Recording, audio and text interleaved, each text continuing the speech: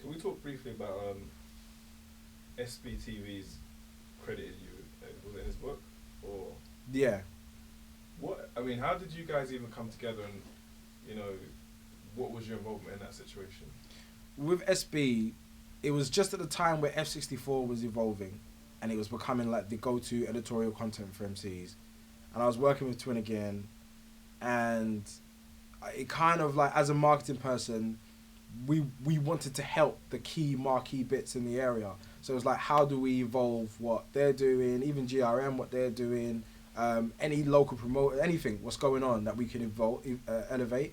And like Jamal was just a bit, I'm not saying any people weren't special, but he was special because he was slightly younger than everybody else.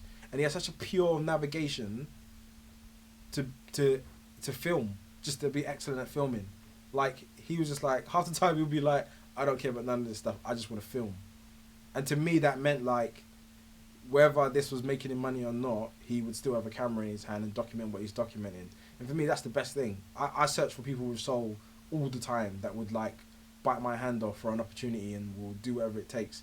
And he had that, and I feel like he had something, and then was nice enough as a person and nice enough to give people opportunities when, to deserve it, who knew, but like, he was giving everyone opportunity that he rated, and I felt like it was a very pure relationship. And then we just became friends just because, I did as much as I could for what I knew, but it got to a point where it's like, there was two train of thoughts. One, I didn't feel like it would be very, I don't think it was nice for someone, I'm older, I know more people, probably at that point, it's probably surpassed that now, nicely. But like, for me, just, it's almost like a stain. It kind of takes away the shine off of what he's created if I'm hovering around it. Because sometimes it's like, at that point, everybody knew me enough to say like, oh, maybe Marvyn's like helping SBTV. And I felt like that should never be the story. Yeah. The story was always him. Whether I was there or not, as you saw, he carried on doing it.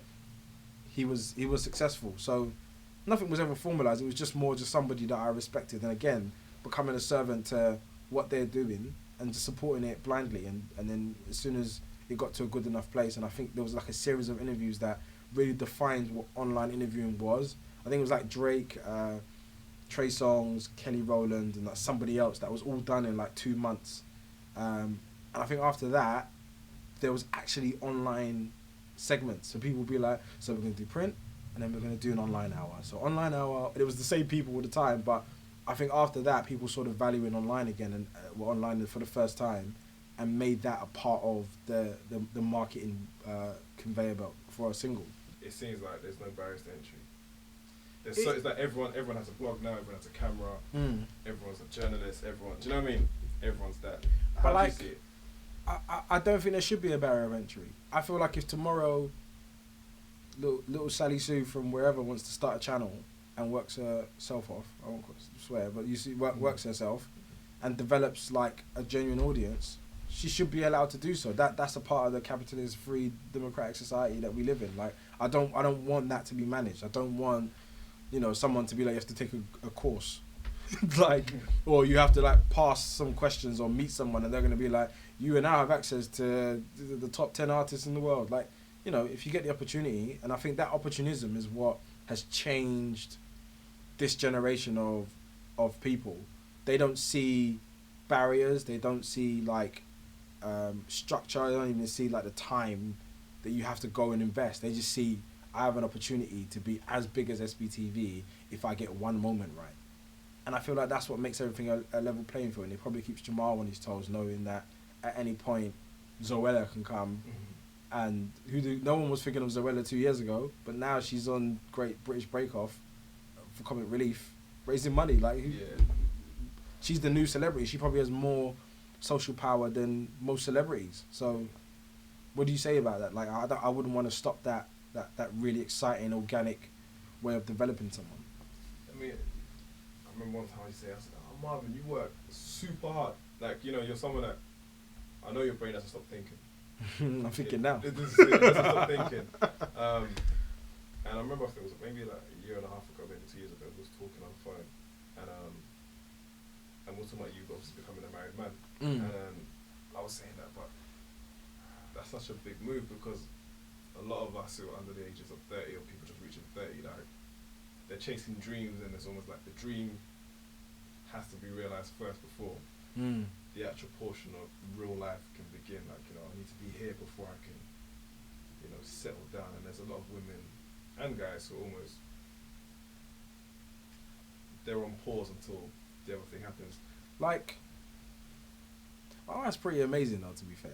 Like, I'm gonna be really honest. Like, and not even from like a she's amazing because I married her. She was amazing before, but I feel like sharp. She is sharp. She's sharp. And again, this goes down to someone that's better than you at something. She's better than me at probably half the things that I consider important, and I love that element of her. She's actually my moral compass. Whenever I'm on the edge of like just being very disrespectful, she talks to me off the ledge. She'll be like, "That's not how we do things here." And I'm like, "I know, but I just want to say this one thing." But like, no, I feel like I actually met someone that I respected as much as anybody else. Like more than as much as my family, I respected her, her drive, but also the person she was and her outlook. So it was genuinely a friendship. We were actually just hanging out because we both worked too much, and we would come and complain about tax returns and VAT and managing staff, and like we used to do that and moan. And then I think just one day it turned into like, we do this every day, let's just make this something. It was really weird. Like, obviously there was an attraction and stuff, but there was such a practical element to support the attraction. It's almost like our marriage became more than just love or just lust. It was just, and that's something else. So yeah, that I never fearful of being married, because I wasn't in the scene to make or to meet women. That wasn't the objective. That wasn't like a tick box. It wasn't like, how much money can I make, how many women can I sleep with, and how many like people can I screw over with. I don't know what people's mentality is these days, but it was always just about like people. And there's certain people that I always check for, always. Like, if I ever do a show and it involves a DJ, I always call Snips and CJ Beats, because I know they really care about the music, and they're not going to turn up to my event and just like not have anything prepared. They give a shit. So I would always call them. There's a couple of people that I always just call for when I need a counsel, when I need someone to be like, does that make sense to you? And it's like, I respect Twin B enough to call him all the time, and it probably annoys him because he's busy too. But I like, Twin, what do you think? Does that, like, logically, does that make sense to you? And he'll give me a genuine answer because he doesn't want anything. And I feel like with my wife, she doesn't want anything. And I feel like with CJ Beats and Snip, they don't want anything.